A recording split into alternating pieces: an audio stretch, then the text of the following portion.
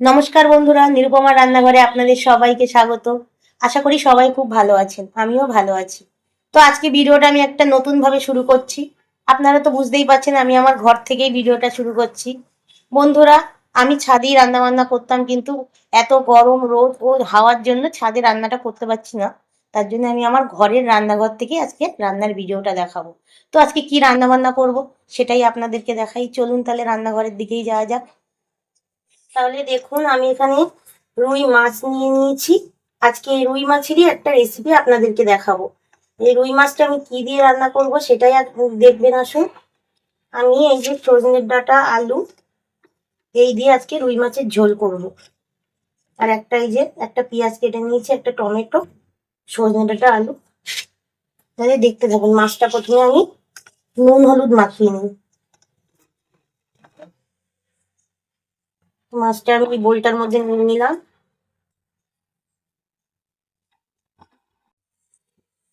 পরিমাণ মতন লবণ দিয়ে দিলাম, হলুদ গুঁড়ো পরিমাণ মতন দিয়ে দিলাম। এবার ভালো করে আমি হাত দিয়ে মাছটাকে মাখিয়ে নিচ্ছি।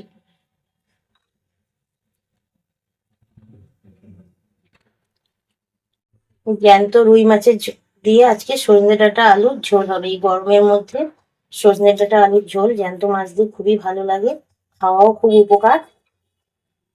আমি আজকে কাঁচা লঙ্কা জিরে বাটা দিয়ে জ্যান্ত রুই মাছের ঝোল রান্না করব সজনে ডাঁটা আলু দিয়ে। তাই চলুন, নুন হলুদটা আমার মাখানো হয়ে গেছে। এবার আমি কড়াইটা বসিয়ে দিই। বন্ধুরা, আমি কড়াইটা বসিয়েছি। এবার এতে তেলও দিয়ে দিয়েছি কড়াইতে। এবার আমি মাছটাকে ভেজে নেব। দেখুন, তেলটা আমার ভালো মতো গরম হয়ে গেছে, তেল দিয়ে ধোয়া উঠে গেছে। এবার আমি মাছটাকে দিয়ে দেবো।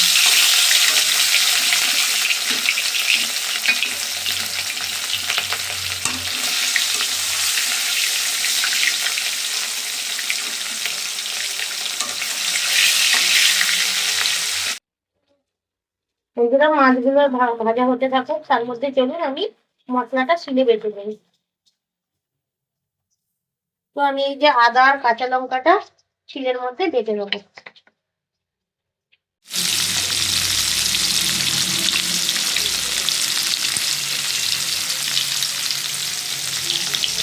মাছগুলোকে এবার উল্টে দেবো।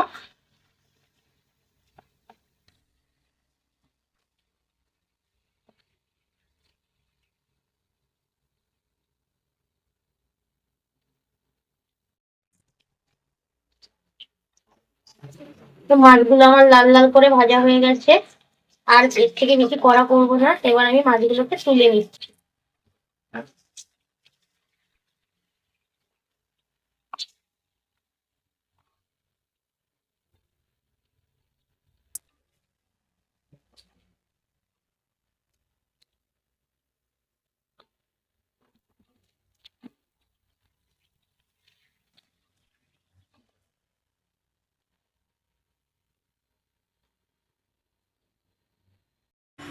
তো মাছগুলো আমার লাল লাল করে ভাজা হয়ে গেছে, এই দেখুন।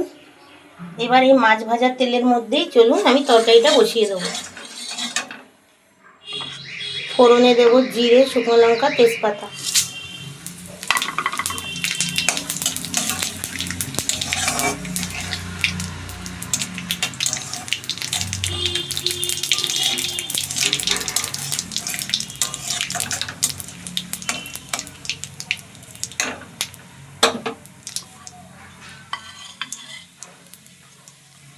এবার এই যে একটা পেঁয়াজ কুচিয়ে রেখেছিলাম, এটা দিয়ে দিলাম।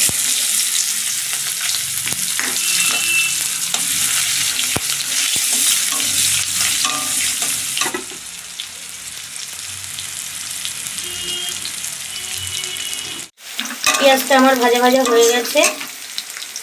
এবার আমি একটা টমেটো কুচি দিয়ে দিচ্ছি।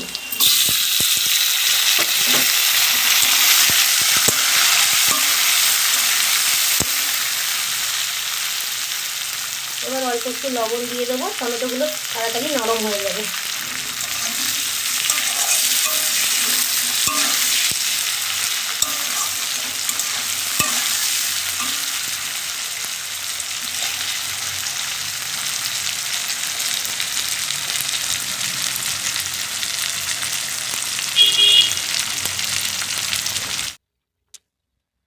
আদা আর কাঁচা লঙ্কা বাটাটাও দিয়ে দিচ্ছি।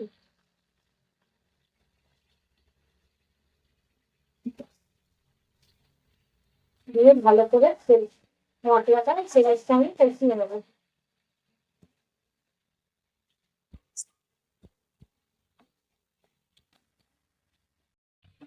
তো দেখুন বন্ধুরা, মশলাটা আমার খুব ভালো মতন কষানো হয়ে গেছে। এবার আমি সজনের ডাঁটা ও আলুটা দিয়ে দিচ্ছি।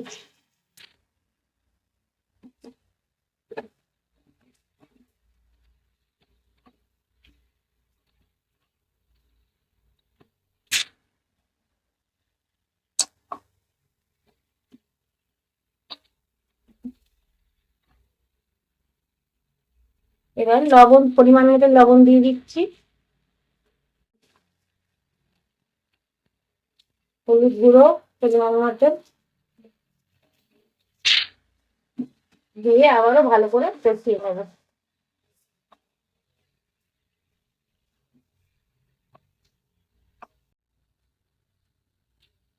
অল্প একটু লঙ্কার গুঁড়ো দিয়ে দেবো, একটু ভালো কালার আসবে তার জন্য।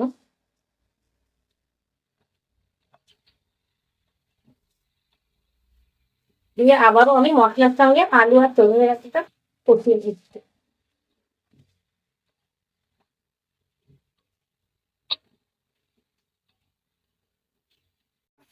তো আর বেশি কষাবো না, সজনের ডাঁটা আমি বেশি কষানোর প্রয়োজন পড়ে না। এবার আমি জল দিয়ে দেবো।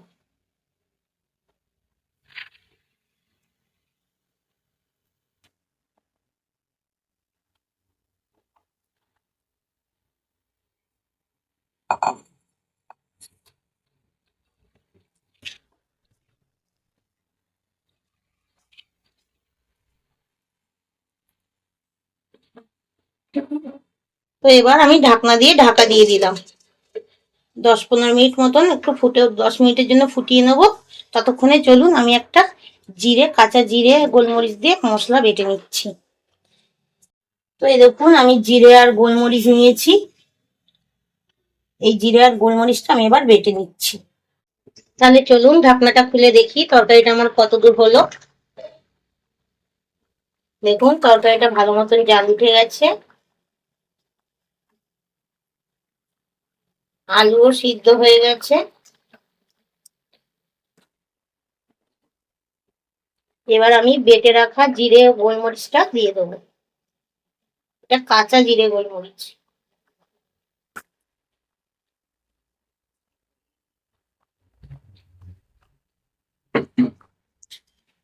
আর কটা কাঁচা লঙ্কা চিড়ে রেখেছি, এটাও দিয়ে দিচ্ছি।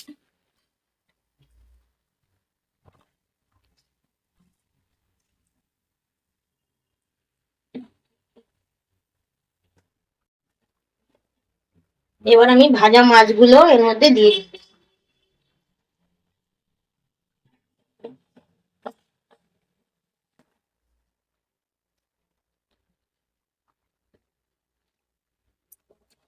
জিরে বাটা দিয়ে জ্যান্ত মাছের ঝোল, বন্ধুরা একবার আপনারাও বাড়িতে এরকম বানিয়ে খাবেন, খেতে খুবই সুস্বাদু হয়, শরীরের পক্ষেও খুব ভালো। তো বন্ধুরা, আমার রান্না বান্না আপনাদের কেমন লাগছে একটু কমেন্ট করে জানাবেন।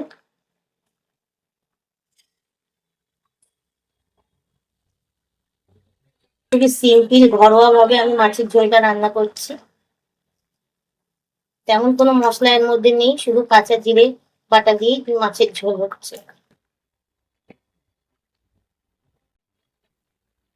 তাহলে দেখুন মাছের ঝোলটা আমার পুরোপুরি হয়ে গেছে। আপনারা এই অবস্থায় একটু স্বাদ টেস্ট করে দেখবেন লবণটা ঠিকঠাক আছে কিনা। আর বেশি ফুটাবো না, এরপরে ফোটালে ঝোলটা আরো ঘন হয়ে যাবে। তো আমি গ্যাসটা অফ করে দিলাম, দিয়ে তরকারিটাকে নামিয়ে নিচ্ছি।